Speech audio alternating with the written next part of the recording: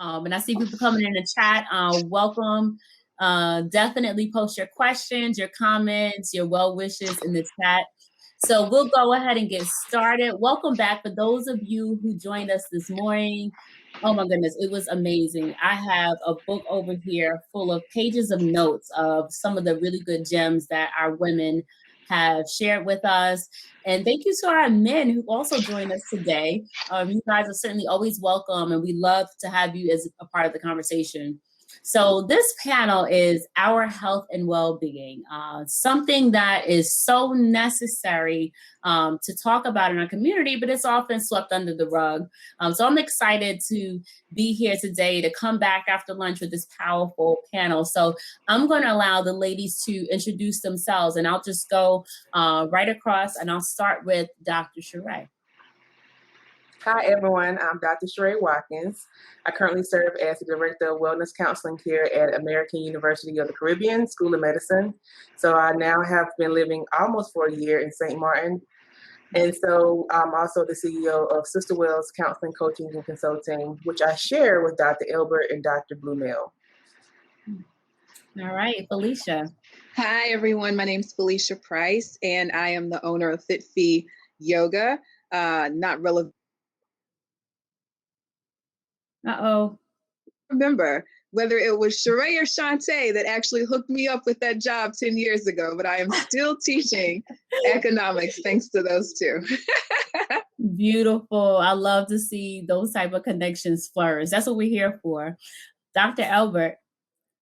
Everyone, I'm Dr. Shawnte Elbert, Chief Vice President for Health and Wellbeing at The Ohio State University. I'm also an assistant professor at Tulane's Online School of Public Health, and also co-owner with Dr. Watkins and Dr. Charlotte Blumel for Sister Wells. Nice to be here. Thank you. And last but not least, Ms. Taylor. Hi, my name is Diane Taylor, and I work for Substance Abuse Prevention as a Substance Abuse Prevention Director for Uplift Comprehensive Services. Have done so for the last 15 years. Outside of substance abuse prevention, I have an opportunity to work with my community and currently serve on the board of trustees for Vidant Medical Center and Vidant Community Hospitals. Thank you. And I'll just piggyback off that. One thing that she did not mention was that she's also a publisher, Tailor Made Publishing. I always take an opportunity to shout you guys out because I love the message that you put out and just positive images of beautiful Black and brown children and adults.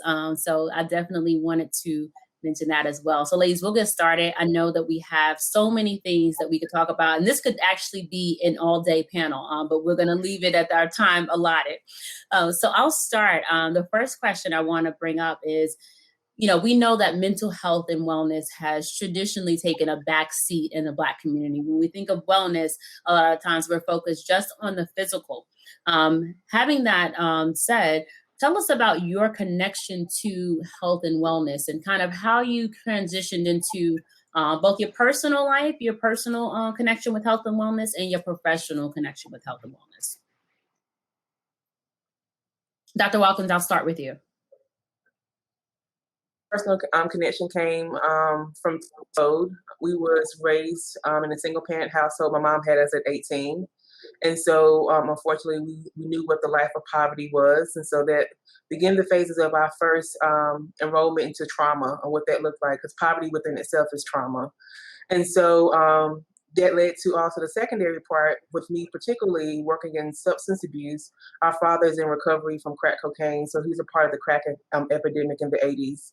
And so from there, I started in this field wanting to understand why. Having a lot of questions, and then, of course, going through the different phases of grief, being angry and wanted to do something about it. And then while at ECU, I got to really get to work within a campus that had multiple aspects of mental health and wellness. We had social work, health education, mental health, addiction. And so I started off working in prevention with health and wellness and well-being, and I loved it. And so, unfortunately, as a college student, I was part of the 1 in 3. So I'm a survivor of sexual assault as being a campus student.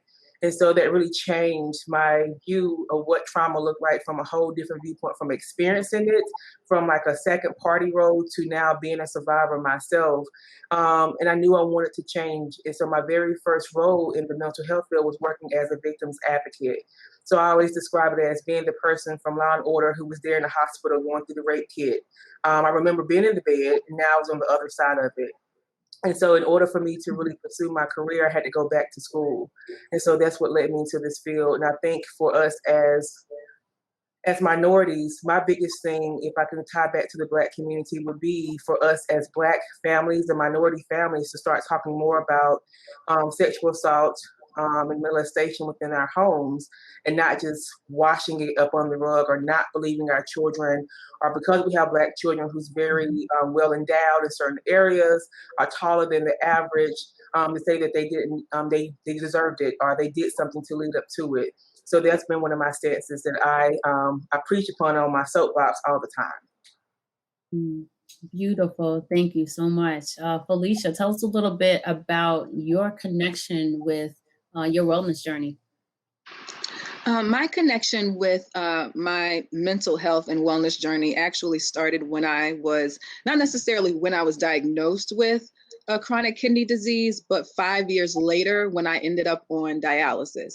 And when I first started dialysis, I was doing it from home, which allowed me a bit more freedom in my life and in my schedule. But once that was no longer viable and I had to go to the clinic and sit in the recliner for 4 hours, 3 times a week in this really, really cold room.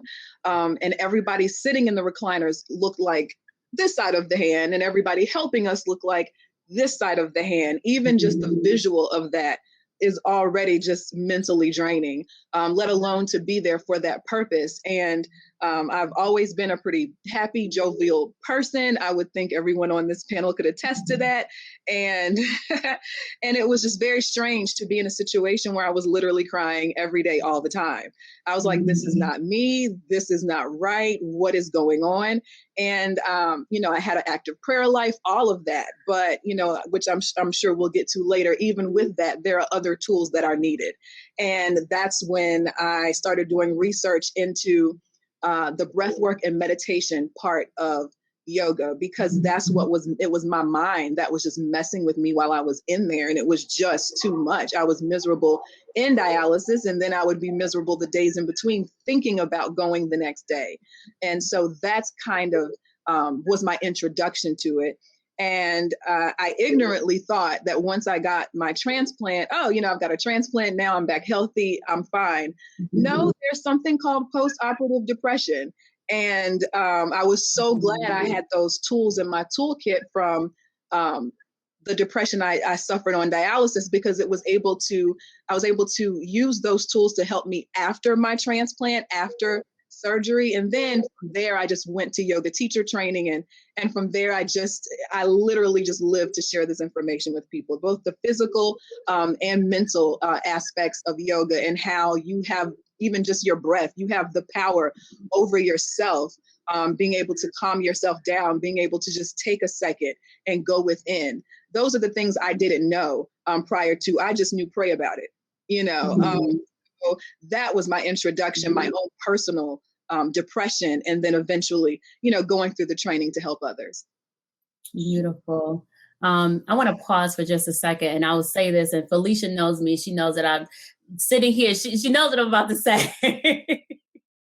I'm sitting here holding back tears because for those of you, if you know Phelicia, you know how spirited she is. Just every day, she's just that person. And I resonate with that so much because I'm like that too. And I remember when she first told me about her situation, it was like it just didn't resonate with me. We were sitting at lunch and I'm like, oh, she just told me she has stage 4 kidney disease. No, she didn't say that.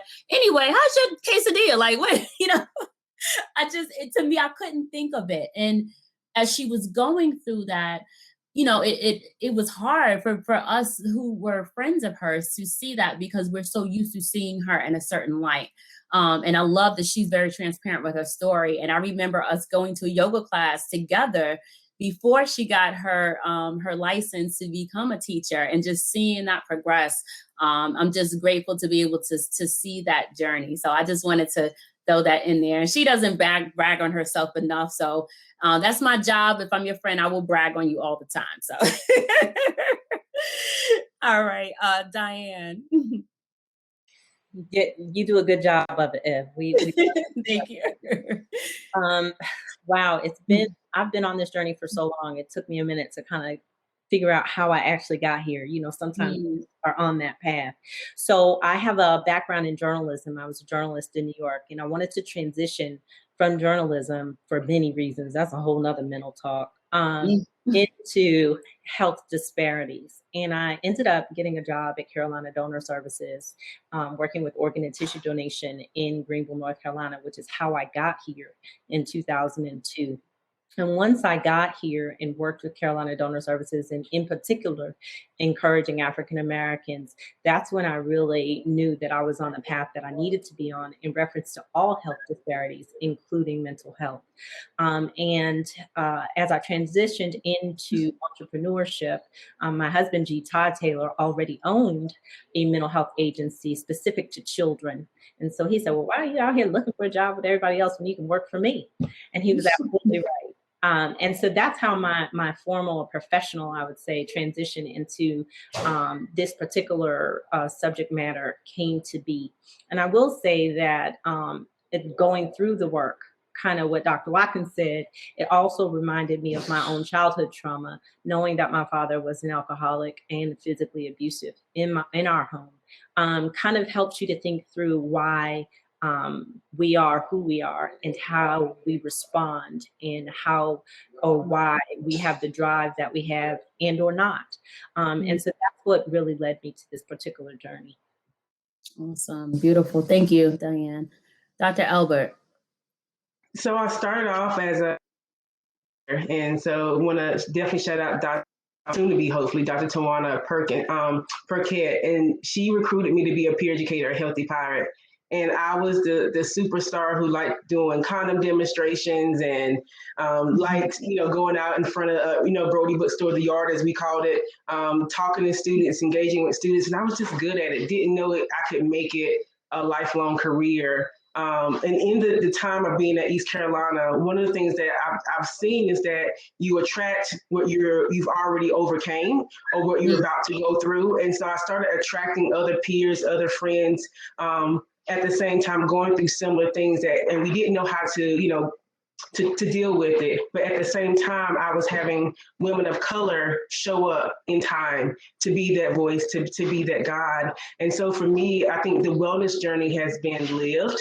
It has been, that's the best word. It has been a lived experience. And so what I've learned over the past, this will be year 15 for me, is that wellness is the awareness of self.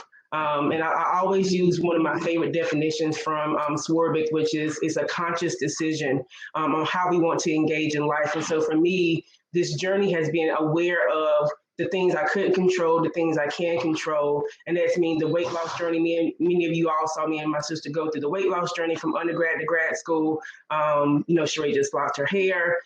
For me, some of that journey is within occupational wellness. This is my 5th campus that I just moved to. So, I look at it from those dimensions, and it hasn't been just mental. What was presented may have been mental, but that wasn't the root causes. I'm so glad Diane mentioned health disparities and social determinants of health. Is what we often present with is not the root cause to why we are showing up in some of these facilities for physical and mental health. And so for me, my pathway has been trying to find a way to look at it holistically and to start addressing it from that perspective. And that has come through many women, some up here, Adia and Toya Jacobs and other friends who have been in time and space, the voice that I needed. And that to me is what wellness is. It's also that social component. And so I wanted to share that that's how I've started the journey. But it's been more of an awakening and awareness of where I am in time and space. Thank you for that. I love everyone's different view of their connection to it. I think we all have a different connection, and whether that's been a straight path or it's been a little bit crooked. One of the things we talked about in one of the earlier panels when we talked about business was, just this notion of being a Black woman and coming in. I think it was Denisha that said this is, we're told that there's a certain standard and we're given this standard and they're saying, you don't fit this standard. When you walk into the door, you automatically are disqualified. You know, you are the pretty one, you're the ugly one, you're the African one, you're the fat one, you're whatever one they want you to be. And these do create barriers for us. And I think a lot of times, you know, after a while we internalize these things, and it does create a barrier for us.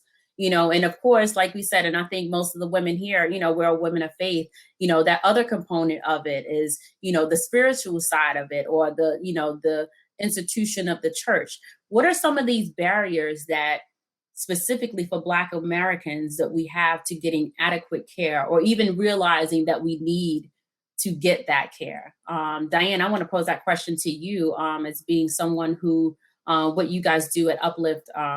Tell us a little bit about your idea of what those barriers could be. Well, it's a lack of resources. It's a lack of availability. You know, when we're talking specifically about Northeastern North Carolina, I think about transportation being an issue. I think about time off from work being an issue. I think about the uninsured being an issue. I think about those that are in between Medicaid eligibility and having their own private insurance being an issue, right? And so we have a number of issues that kind of prevent us from getting the assistance that we need outside of our own mental blocks and things that we have to deal with socially. So I'll leave my other panelists to talk about that. But for us, what we see most is a lack of availability and accessibility. And so that's that second piece. So you got your own internal issues that you have to deal with that other panelists will talk about. But then on top of that, you have systematic racism. It is what it is. That and call it out when we see it. And what I mean by that is, you know, I'll take the vaccines for an example. You know, we had vaccines at certain employer places, right, that didn't look like us. So we needed accessibility into our communities. When you build it, they will come, so to speak. And so some of it is outside of who we are individually and has a whole lot to do with accessibility and our availability to be able to take advantage of these opportunities once we have come to an opportunity knowing that we need that assistance. Very good.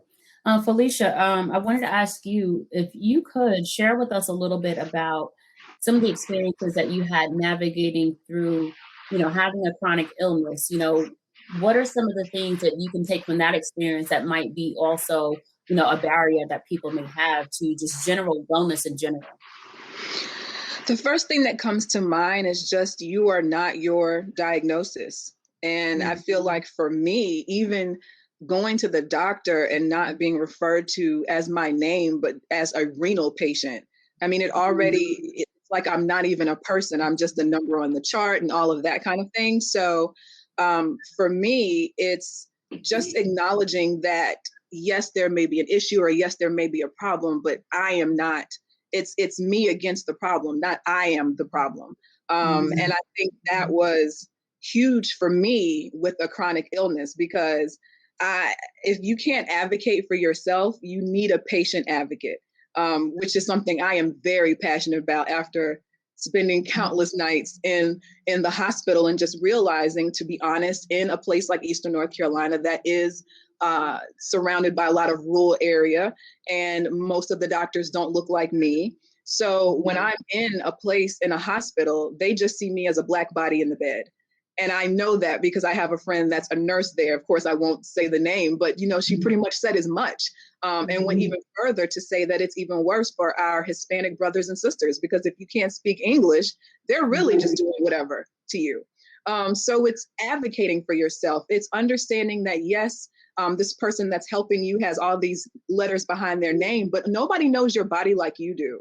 And just really owning that and being comfortable asking questions if they say something you don't understand, or if you're feeling a way that you can't, you're having a hard time being able to articulate, getting with a healthcare professional that's willing to listen to you. Part of the reason I'm still in Greenville truly is because I fell in love with my nephrologist. And when I knew then, when I got diagnosed in 2010, I knew then it was going to be a long road. So I knew then, okay, I live in Greenville now. I can stop fighting it, because many of us that go to ECU, we can't wait to leave Greenville, and then something happens. and we just get sucked in. But I fell in love with my nephrologist. For me personally, I appreciated the fact that he was also a believer. It was, I can't express what it felt like to go to my appointments, especially before my transplant, because you feel like every appointment is just nothing but negative news. It's, oh, your kidneys were functioning at 21, now they're at 20, now they're at 19. You know, you hated to even go. And to have a doctor that would show you what your numbers were, and then close the book and say, we know what the numbers say, but we also know who has the final say. You don't get that everywhere. So I think, and that's what resonated with me. Now, someone else may not want a physician that's that way, but that's why it's important to know what you want out of the person that you are seeking help from, especially if you have a chronic illness, because 9 times out of 10, it's ongoing. Right. Absolutely. You know, in our last issue, we were able to speak with a doctor in Eastern North Carolina. We talked a lot about, you know, some of the patient-doctor relationships and some of the barriers. And we talked about, you know, just having to navigate through, you know, different cultural norms. And one of the things that he said was, you know, I said, well, what do you do when you have a patient who doesn't like what you say to them, or, you know, maybe they're not happy or they don't believe you, or so to speak. And he said, if you don't like your doctor, get a new one. He said, and I want you to get a new one. He said, I want for you to go there and for them to tell you, okay, this is what we're going to do. You know, you don't have to be right all the time. But a lot of people don't feel comfortable doing that. Dr. Elbert, give us an idea of what patients can do to sort of make the job easier, you know, to be able to kind of bridge that gap, especially when it comes to people in the minority community. What can we do to help our doctors do a better job of caring for us? Well, Diane and Fee have already mentioned advocacy. And until you've been in a predicament where you've had to be the advocate for self or for others, you don't know what to do. And so I think we need more education. And so that's the health literacy on how to teach us to be advocates for self. Because a lot of us can't read peer review articles and journals and know how to come in there. And so teaching us how to write down the questions and go in and to go, you know, to not let them rush you through an appointment. You paying for the appointment, they're going to take their precious time, ask all of your questions. And I think teaching us how to be advocates in time is a necessity. And that's the biggest thing I do within, you know, college health. And I've been preaching to my staff literally when a student walks in, what do we want them to learn from the time we recruit them to the time they graduate? And what has been lost over the past couple of years is we haven't taught them to navigate healthcare outside the walls of an institution. Because while I love East Carolina Student Health and Counseling Center, that is not the reality of how they will engage in healthcare beyond those walls. And so I think there's some literacy concerns and teaching them how to be an advocate. And I remember, you know, when me and my sister had our surgery, our mom showed up and had her nurse's license right here in her pocket and pulled it out. And it was so funny how differently they treated us once they knew that. And the same thing, you know, my munchkin has Hirschsprung's disease, and he's had so many surgeries. And when I could show up and talk to the doctors from their own language and say, well, I read this peer review article that when they do a pull through surgery, these things are happening. And they were like, are you a doctor? No, I'm a health educator, but I know how to do my research. But that is a gift that many of us don't have. And I think we need to take more time to teach each other how to advocate. And when we can't, if they don't have the capacity, then we show it with each other. That's the piece that's missing, is that a lot of this is, it's my problem. I don't want to bring anybody else into my problem. But what I've learned is if we are vulnerable enough to ask for help, many of our circle will show up with us. And it includes signing the paper so they can show up with you. Because usually you have to sign some type of waiver that you can have someone else in the room with you that's not family. So I think the biggest piece for me is education. And that's why I've enjoyed being a health educator, because that's the whole purpose, where you're your best advocate for self. And you showing up with the information gives you the benefit of experiencing everything from a first person point of view versus just experiencing how somebody came into a space like Fee talked about. And so for me, that is the biggest thing. And having to live it is a different story. And I've been grateful to, you know, there's times I've been in a meeting, I'm like, hold on, let me call Sherrá. Hold on, let me call my mom. I'm lucky to have professionals in my circle, but that is not something everyone has. And so as you build out your circle, being able to tap on people that have these credentials and honoring them for these credentials is a necessity. Absolutely, absolutely. Dr. Watkins, tell us about your experience with some of those barriers. I know you probably have a very similar experience to what Dr. Shawnte just told us, but give us your experience. So it's interesting because I'm gracious enough that you all saw my funny video about being edited and putting this article on Yes. 2 weeks ago, and it was about creating safe spaces for Black clients. And one of the biggest first things that I wrote is that it's important to create these spaces for us, and not just Black clients, all minority clients. It's because when it comes to mental health, sexual health, what the research says is that our first time that we experience these environments, it's a 50-50 chance of us coming back. So if there's a 50-50 chance, you need to make my experience to be the greatest experience. And one of the easiest ways that people constantly get the experience wrong is by calling me Sherrá. When my name is Sherrá, that's Doctor. number one. Doctor too. But even more specifically, whether my last name was Macmillan or now is Watkins, you can pronounce that easy, but for some reason you revert to wanting to attempt instead of ask. And so to me, already there's a cultural disparity and a cultural difference to where I don't feel like I'm welcomed. Because you won't even take the chance to say, I'm sorry, Mrs. Watkins, how do you pronounce your first name? Now being here at AUC, we have students from all over the diaspora, from Eastern Europe to the continent of Africa, all countries in Africa. And so the very first thing they're saying, oh, my name is pronounced Oyinki. And I'm like, okay, I'm going to work on that. And she said, just call me Oya. I said, I'm going to work on calling you Oya, but I'm going to also work on your pronunciation of your name. So you're going to be my It's a respect type of thing. And so what I've learned in creating a space for me is that I have to go back to the story of my sister. The first time I went to counseling, so I showed up at ECU for counseling after I was raped, and I was devastated. You know, I don't think I took a bath in 3 days, and she's like, "Well, we going." She's the bossy one, and so I remember that this white therapist asked me, "What did you do to be raped?" And that was my first experience. And it changed the navigation of my treatment. And so I remember my sister, I ain't never seen her move so fast. So after she cussed out, she packed us up so fast and was walking out the door. And she looked at me and she says, but you're still gonna have to go back to get help. But it took a while. That experience, if we can be honest and transparent, turned me into an alcoholic. And not many people know about that story or that part of me, but I remember that it was a long, probably 1.5 years before I walked back through the doors of anybody's counseling office because of that experience. So someone told me that it was my fault after I already was thinking it, but now you confirm something that wasn't necessarily true. And so when it comes to the experiences of what we go through in these medical spaces, that the old adage of meet me where I am, if you can pray with me, pray. If we don't pray to the same gods, I don't care if you meditate and hold my hand. But it's all about asking the person who's sitting in front of you, what do you need? And I always tell my students, if you don't know, ask. And if it's a multitude of things, ask them, what's one thing that I can do? Because if a physician comes to me and say, what's one thing I can do? Tell me how to make this better within the next 30 days. Don't give me something about you want my levels, my A1C to go from this to this to this. What's one thing that you want me to work on and be great at before I come to my next appointment, instead of making it feel like I'm inept or I'm deficient in those different types of things. And so I think we have to be mindful that when we enter into these spaces, meet them where they are.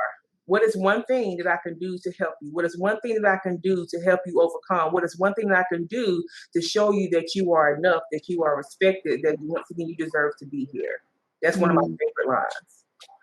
That is amazing. You know, Sherrá, I really add one thing. appreciate. If I could just, Brian. When Dr. Elbert was speaking, she was so right about us, working together and relying on each other's expertise. And to add on to that, I just want to make sure that we also know that we all have a responsibility to be advocates for our community and people who look like us in other underrepresented communities. And so we need to play our positions. If you're in the boardroom, then you need to think outside of yourself and your personal family and think about how you can collectively help your community. If you are teaching, then you need to include this type of information and health disparities in your lesson plans.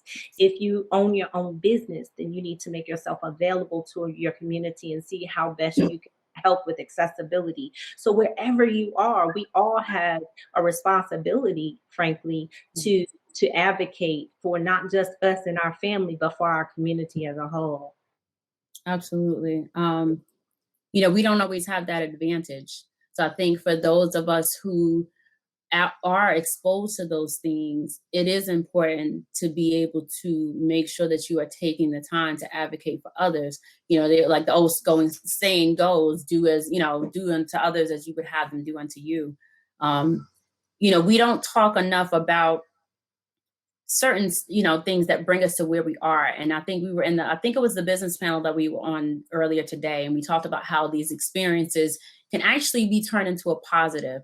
You know, all of our negative experiences that we had. I was listening to Janice Bryant Howard. If you guys are not familiar with her, she is a multimillionaire. She's from Tarboro, North Carolina. One of the most amazing women that I've ever had the pleasure of listening to. And she said, you know what? She said, hard is not new to us.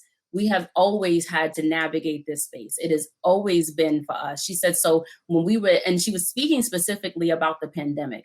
She said, everybody's freaking out. People are going crazy because their stocks are going down, but hard is not new to us. This is what we are. We are in a position where, unfortunately, and fortunately, we can take those things and make it into something better. We can make it into something like, like Sherrá, you mentioned your experiences and how you can use that to have empathy. I've never talked about this in a public forum, but I'm a survivor of sexual assault. And I remember when I went through my experience, it became public. And immediately I was shunned because of who it was that did it to me. And having to go through that and having to be ripped out of your classroom to say, hey, I don't care that you have your final exams, you got to get ready to go to court and testify. That is traumatic. It's a traumatic experience. Having that trust level broken.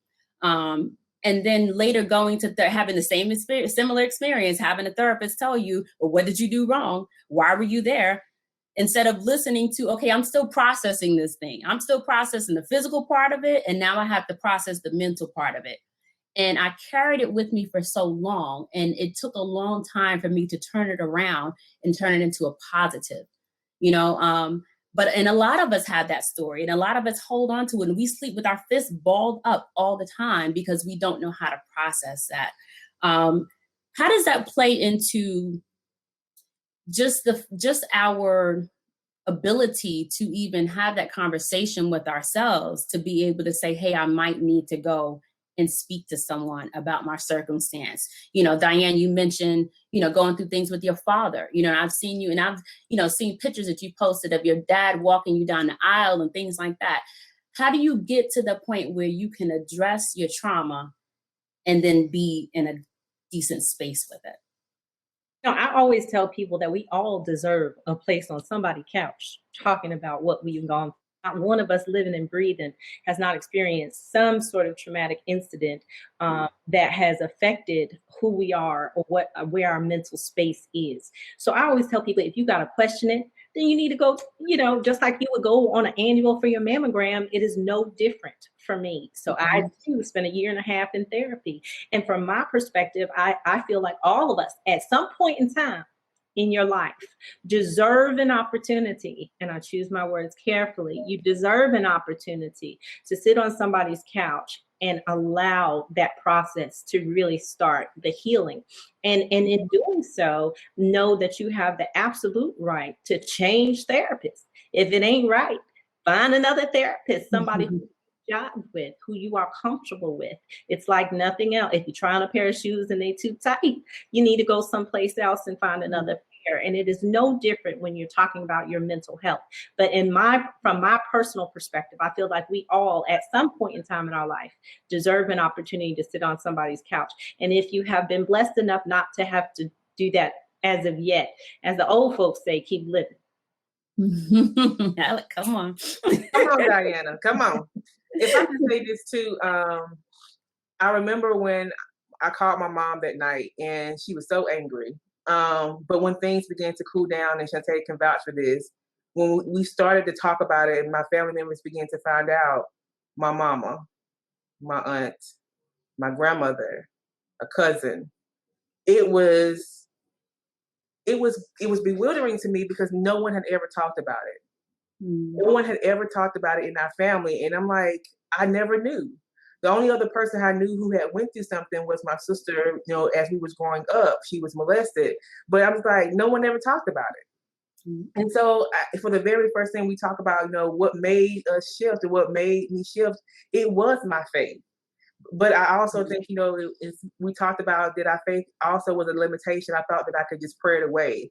But I also, in those moments of prayer, I began to question, but, you know, our grandmothers and aunties and them told us that we can't question God. So it was mass confusion that was going on between my faith and me trying to process this information. If it wasn't for a good therapist, and I have to be completely transparent, my very first therapist who helped me to fully work through it was a white woman who would sit there and say, but what is God saying to you? What is your relationship like? Not how my prayer life is, or how much I'm tithing. What is my relationship like with God? And if you question him, she's like, are you allowing him the chance to speak back? And that to me was a whole game changer. Because to me, we prayed, we you know, said amen, I say, and then we go on about our business. But when things began to change, I learned that as I got into the field of therapy, that our spirituality can be a big limitation because we're such a resilient people. And as Diane stated, and as you stated, Evelyne, we've been struggling for a long time. So struggle was a part of us. When people like, you know, some of the people I was talking about in some of our groups in Texas was born without lights and water. We've been there. We know how to sit there and bathe in cold water or once again take showers for 1 minute. We've been there.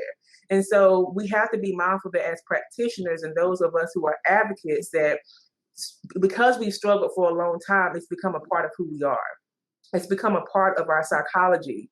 And so we have to begin to retrain and rewire our brain to think differently, that struggle shouldn't be a part of our narrative. And if it is, as Diane stated, you deserve a chance to process that. You deserve a chance to be able to sit on someone's couch and understand how it's not your fault, and how, once again, there is a such thing as forgiveness and not forgetting, so you can build relationships. So it was a long process for me and my sister and it's still a process for us to forgive our father, because there were so many questions. And so I think that was something that we need to be mindful that, yes, our faith can be a great help as we come before getting our mental wellness situated, but we also have to be mindful that it can be a barrier too.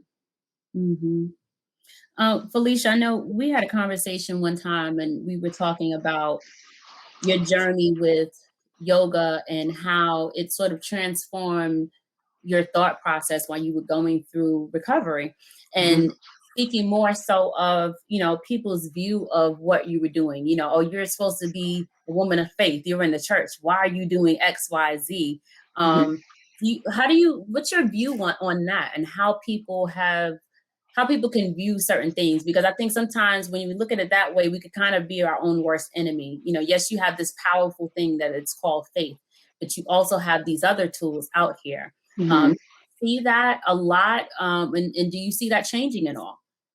Well, I'm going to say yes and yes.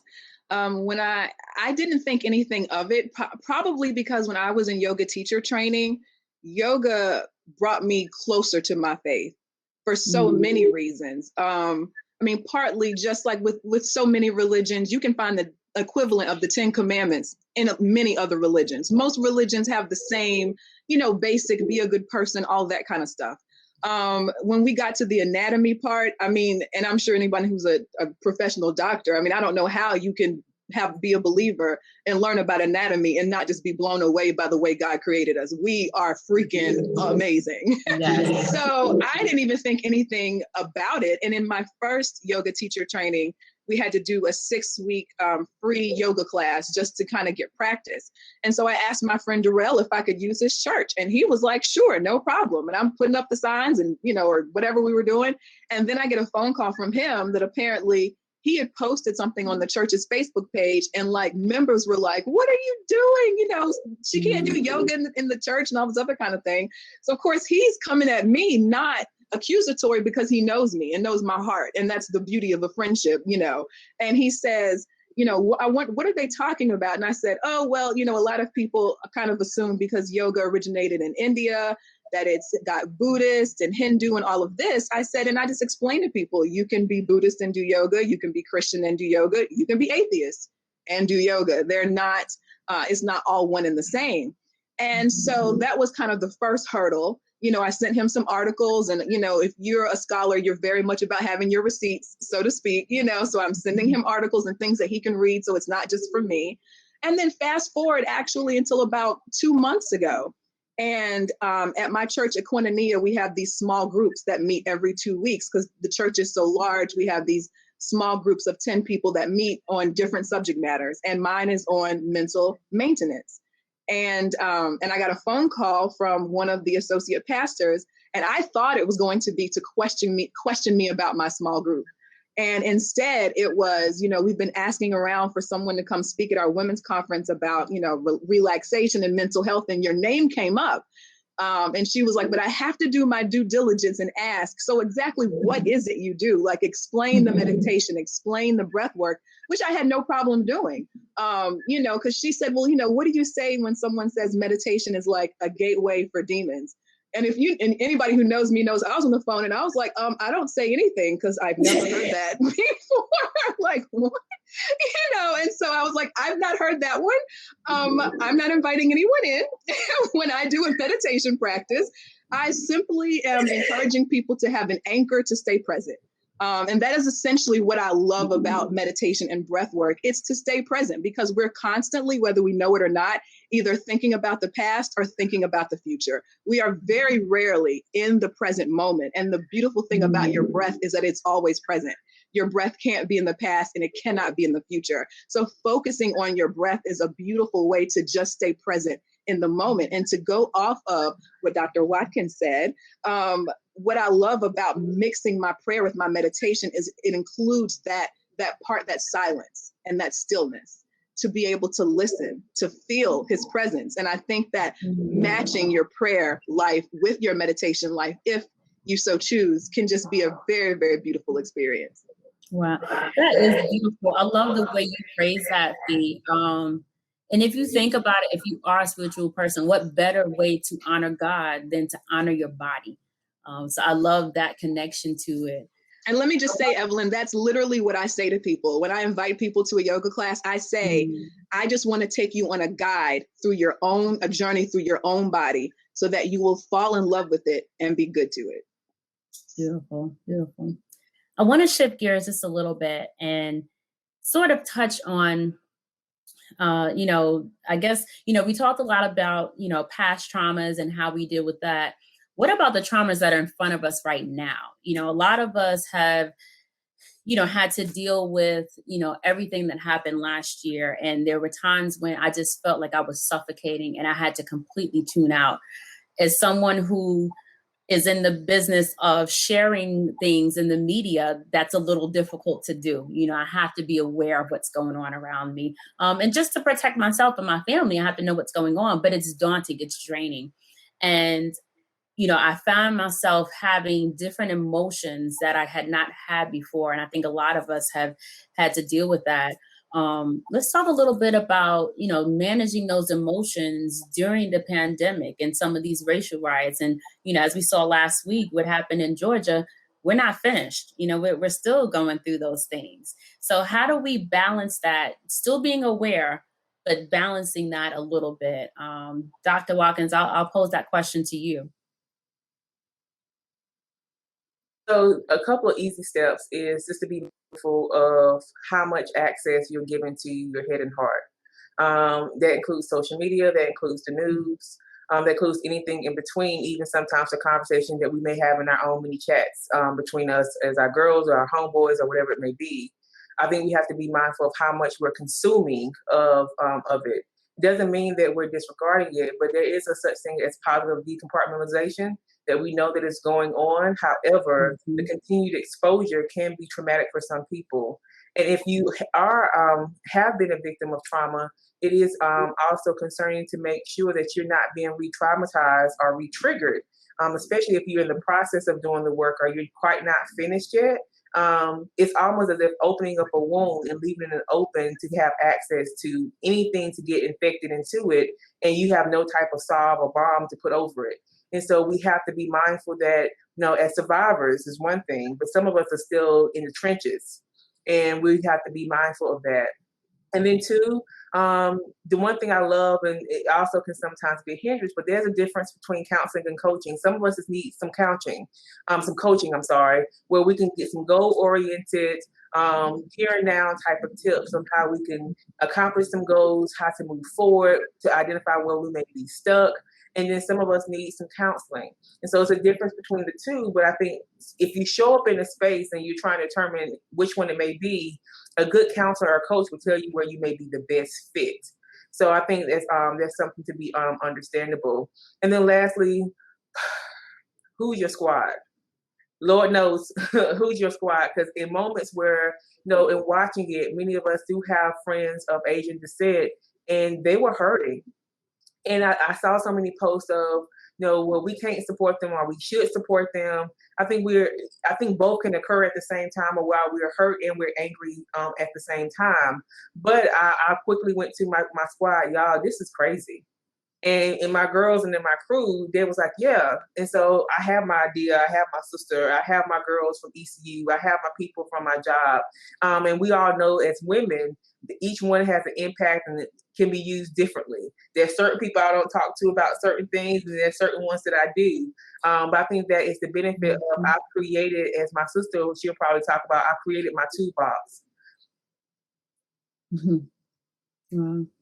Dr. Elbert, I want you to piggyback on that, and then also maybe touch a little bit on how we deal with that, and then going into our workplace, especially if we are the only person of color. That's what she see.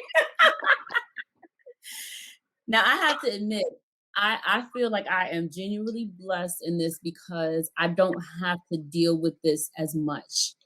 But how do you go into the workplace, especially when you are the only person of color and you're dealing with these emotions? I was talking with Kimberly Knight. She's going to be moderating our next panel after this one. And we were talking about something yesterday, and I got excited, and then I immediately got angry. And I said, you know what? I am not the best person to speak about this because all I have is anger when it comes to this. And I can't really articulate in a good manner. How do you do that? How do you manage and balance yourself at work as Dr. Elbert and Shawnte? The previous panelists talked about being authentic, but I want to just say systemically, those spaces haven't allowed us to show up authentically. When I showed up with my braids and I'm the new AVP, and I came on screen 2 weeks after. I came with, my short wig, and I had my long wig, and then I got braids. They were just like, what is going on here? But I think for me, I want to start from when I couldn't do the work myself, my crew carried me. That's where I want to start first, because that allowed me to learn how to show up in those spaces when I wasn't ready. And it was a launching pad. And the no's were part of the process. And so it used to be the code switching was part of my repertoire. And I remember in a toxic work environment, after my purpose pusher, Adia, and them showed up in my office to tell me to leave ECU, I started the journey on how to show up. But it still wasn't working where I knew how to show up as Shawnte fully. But when I didn't get that job at UNC Charlotte as a director, when I was already doing the job, and I said, Lord, if you just get me up out of here, I promise you, I'll go where you want me to go. I'll do what you want me to do. I'll say what you want me to say. And with that came one of my favorite quotes I've learned in the process: missionaries don't tell God where they're going, they go. And with that, it made me learn how to show up without code switching. And that meant when I interviewed, all of me showed up, and it was scary. And I was just talking to one of my staff members yesterday, and I said, I cried at an interview. When they asked me, how did I get here? It was the women who carried me when I couldn't take the first step. Many on this screen, and it still brings me to tears, because that's what the journey is all about. And I cried during this interview. I knew I wasn't going to get the job, but I got the job. And I ended up having to turn it down for longer reasons. I was pregnant with Stephen. But that was the catalyst to learning how to show up is they wanted me because I showed up in that space. And I talked about my faith, and I talked about the women who launched me well before I could do the work myself. They saw something in me well before I saw it. And so it was making them proud at first, but then it was, I am a reflection of them second. And it was carrying on the journey, and they weren't pouring into a vessel just for it to stay within me. So I knew as I got placed in different places, it was part of the purpose. It was part of the journey that I couldn't see. Eyes have not seen, ears have not heard. All those things I started learning about, I started living it outwardly. And so to show up in those spaces meant that all of me had to show up. And every good and perfect thing that was poured into me, even the trauma, had to show up in those spaces to do the work, because in time I can do the work of public health. I can talk, primary, secondary prevention all day. But what my staff and the students needed to see was, you don't look like what you've been through. I didn't know you was first gen. I didn't know you was trauma. I didn't know you believed in God. What they wanted to learn about was that. The other stuff came with it, because once they got to know me, and so showing up authentically to do this work means from the interview process, I'm going to tell y'all about y'all BS when it comes to, y'all don't talk about health disparities. Y'all don't have any clinicians of color. Your prevention staff is minimal. You can't have clinical and minimal prevention. They have to be equally tied together. And so I started showing up in those interviews, and when I got the no's, it hurt, but I was okay with it. Then I started getting the yeses, and I had to turn those down. So to show up authentically in spaces meant all of me had to show up. And what went before me was the prayers of my crew, of my circle. It's just been a different experience. And Ohio State was a prime example of how I interviewed, like I'm talking to y'all right now. This is how I interviewed. And my staff said we were shook from the time you came on screen. But they wanted it. They were hungry for it. And when we show up in those spaces, they are like sponges just sucking it in. All my meetings this week have been mentor meetings, because they all said, we've been waiting for something like this. It's easy to do the wellness work when we're willing to show up as ourselves, because they know that we're doing the work ourselves. So for me, it's easy. And in the same prayer, Lord, don't let me get fired. But if I'm fired, I know you already got something laid out for me. And that's how I've been doing it. It's from the way I saw the Dianes and the Toyas and Tawanas and Sadets do it. We were just sitting there watching like, how they do that? Right. Oh my gosh.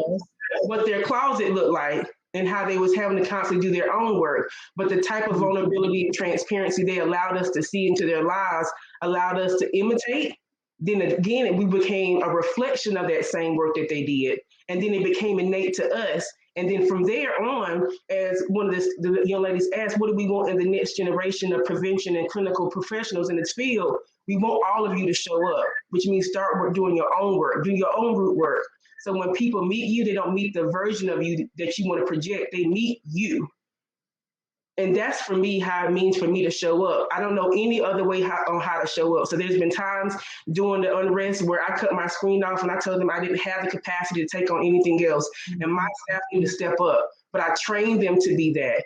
And my staff also showed up and said, I'm sorry, are you okay? And I mean, I came to work one day, and for people who know me, I love Reese's peanut butter cups. I had bags of Reese's peanut butter cups in my office. And they were it was their way of saying, we see you. We can't change anything, but we see you. And this is for your self-care. Here's some chocolate. And I mean, it's the small things, but when you're vulnerable enough to tell people when you're hurting and you can't be your full self, you've already set the tone for them to show up back for you. And that's how I've done it, Evelyne. I don't know any other way. And I've learned how to do it scared, because there's been no other way to do it other than to just. But what has happened is, as I told one of the students, I said, what would happen if you got everything you prayed for? And this is everything I prayed for, and so much more, because I didn't dream this. And I know Diane and Sherrá can talk about it. In trauma, you can't dream to this level until you start doing the work. I didn't see this, but because I was willing to do the work, to show up authentically was just the best part of it. And so that's how I can answer that question. I know it was kind of round in a circle, but it's because I've done the work. It's because I've had women who carried me in those dark spaces when I couldn't take the step. It's the ones who pushed me, and I call it the launching pad. And it's the ones who've been like, You know what? They ain't bringing you to the table. Let's build our own table. Let's go. That's the part that is around mental health for me. It's a multifaceted process. That's beautiful. Listen, with the time we have remained, actually, we are out of time. That went by so quickly. I could have talked with you ladies all night, but I want to say that we're going to get a collection plate and we're going to give everything to Dr. Elbert because she just dropped the mic on that entire conversation. Yes, Greg is in the chat saying, doctors, I don't know if you guys were on the earlier session, Major Stormer, she said, create that you need to know wall. It's not a brag wall. It's a you need to know. This is who I am. This is who you are getting when I come into that room, and being unapologetic about it. Ladies, thank you so much. I have an ask of you. I would love to have all of you back on the same panel for us to dig a little bit deeper, because there are some more questions that I have for you. And I think that our audience would love to hear those as well. So be on the lookout for an email from me. I am putting that out there in the atmosphere. Thank you again for joining us. We're going to go ahead and shift over until our last session of the day, which is diversity and inclusion. So this kind of sets the stage for that, talking about some of those emotions, some of those things we have to deal with, and why it's important for us to have diverse environments where we can truly thrive. So if you guys that are watching the panels, look over to your left-hand side if you're on your desktop where the sessions tab is, and go ahead and join us on the next session. Thank you, ladies.